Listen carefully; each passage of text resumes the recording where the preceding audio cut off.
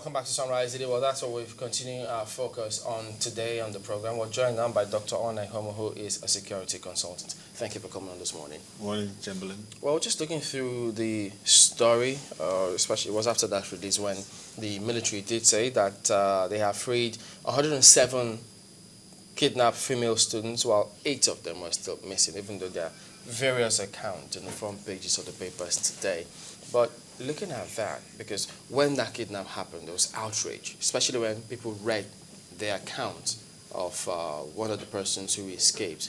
It was really shocking. But with this one, and what we see in the news, what do you think is going on?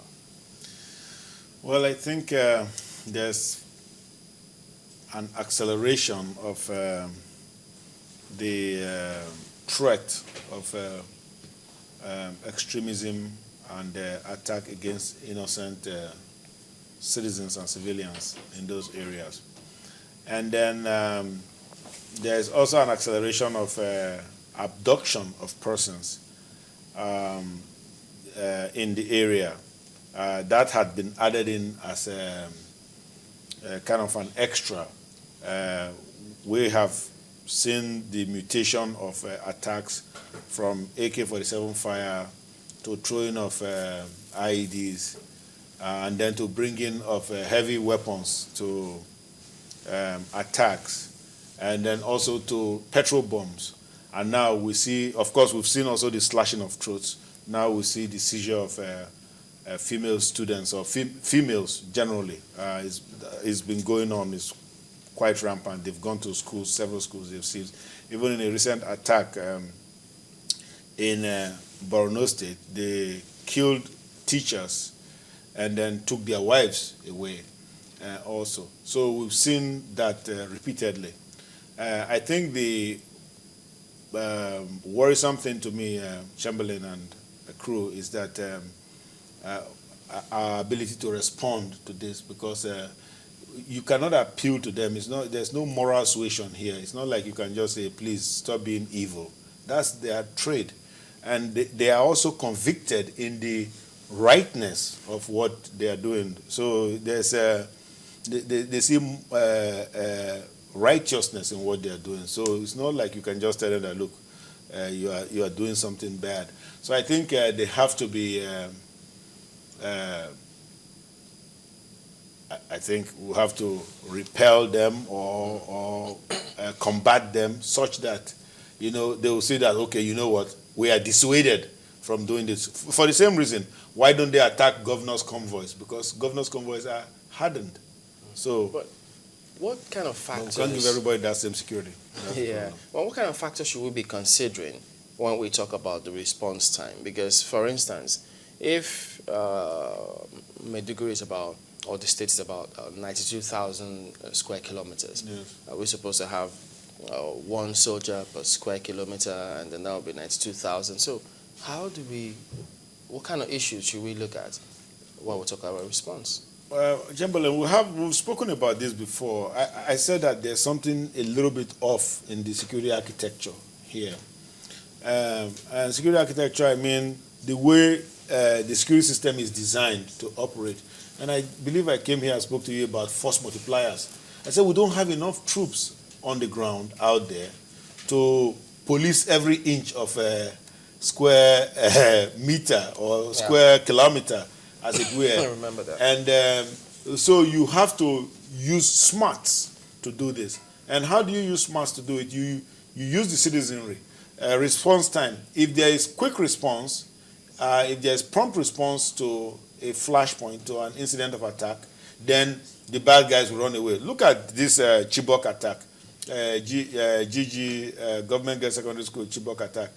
The guys were going, their vehicles were broken down. They were pushing some of the vehicles, even so much so that some of the girls could escape into the bush, and so on and so forth. So that showed you that even the group that mounted this particular attack wasn't so well resourced. Okay. But what about how they disguised? Because some of the accounts was that, look, those who disguised, now we're even reading that they were clad in camouflage, and so that allowed them that leeway. People thought, okay, that's why they were unsuspecting in the first instance. And so all those kinds of commentary Well, opinions make well, rounds. I think sometimes we need to get smart too. Again, going back to the word smart, we need to get smart. We have seen them use camouflage in so many attacks. Now, why would military personnel come to a school where people are writing NECO when they had warned that they shouldn't go, and JAM had given the false assurance to parents that these people should go and nothing will happen? I mean, it appears to me that something should be done about that. I mean, why would you give assurances that you can't back up? Okay, now they reduced the number of centers and schools, but those schools were not even protected. They weren't hardened, as it were. So if you listen to the accounts of the governor, I think he was asked as to why those schools were open, and no said protection. the community. And then the community volunteered that they would protect, there was maybe some sparse presence of security operatives there, but the community's assurance was what gave them the confidence to be able to tell the children to return. When those people come with AK-47 rifles and with their IEDs, is the community going to bring out their chest to be shot? No. So, I mean, what I'm saying is that is a non-starter. I'm not even talking about the state government now. I'm even worried about JAMB and their misleading assurances that these people should go, that security have been provided. That was the basis on which parents released their kids to go to school. Would it be JAMB or maybe one of the other boards? It was whoever it was, JAMB, whoever is doing it. I have their exam for one day. Okay, you mean for the Yes. yeah? Somebody gave that assurance. I brought that clip to share with you right here. Somebody said, well, they said JAMB here. I don't know, Chamberlain. So what I'm saying is, whoever gave that assurance, in fact, whether it's the state governor that gave the assurance, and of course, I don't believe it's the state governor in this case.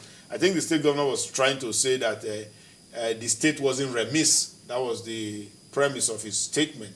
But, it doesn't really matter. All I'm saying is, if we value the lives of innocent children who are attending school, then we should do a little bit more to protect them, particularly after somebody in authority had come out and given assurances that, hey, send your kids here, we will protect them. It will appear to me that somebody should have gone to 7 Div in Maiduguri and say, look, give us people in this place. So, because the BH had warned. They said, look, don't do this exam here. They had come out and said that. That's why the attack in Borno, where they killed the teachers. That was why they were... Because in addition, I will also recall that they had also asked some of those young girls in the first school to go home and go and marry and leave school. So exactly. we should have been proactive to know that they were after our female students. Indeed. But the minister asked some, it may seem rhetorical, but those are questions that I'm sure an answer from security expert like yourself will help the minister and even the government. He was asking why would they kidnap young girls? Why would they need young female children in their midst? We have heard accounts from persons who have been kidnapped, women who have been kidnapped there, how they are forced into marriages. Now, this is senior secondary students, which means most of them have reached puberty. So that means, of course, that there was a design for them, because since they didn't heed the warning to stay home, well, okay, come and get married. And then I think we keep talking about the abduction of the girls. We forget that many people were killed, and there's no census of that in that village.